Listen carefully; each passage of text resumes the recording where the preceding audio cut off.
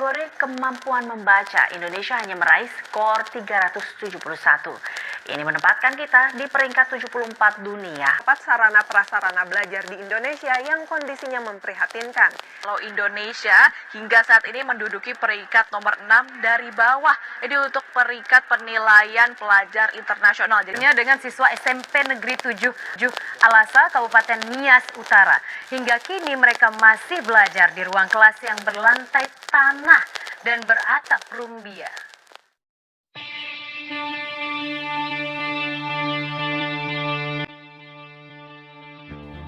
Pendidikan merupakan salah satu tujuan pembangunan nasional bangsa Indonesia untuk mencerdaskan kehidupan bangsa, sebagaimana tertulis di dalam pembukaan Undang-Undang Dasar 1945. Pendidikan juga merupakan hal pokok yang akan menopang kemajuan suatu bangsa. Kemajuan suatu bangsa dapat diukur dari kualitas dan sistem pendidikannya yang ada. Tanpa pendidikan, suatu negara akan jauh tertinggal dari negara lain. Pendidikan di Indonesia sendiri telah menempuh jalan panjang dengan berbagai transformasi, dimulai sejak masa sebelum kemerdekaan dan sesudah kemerdekaan. Kendati demikian, wajah pendidikan di Indonesia hingga saat ini masih sangat memprihatinkan.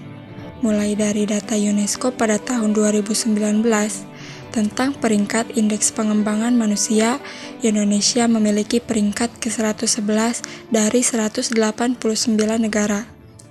Selain itu, menurut survei Political and Economic Risk Consultant, kualitas pendidikan di Indonesia berada pada urutan ke-12 dari 12 negara di Asia.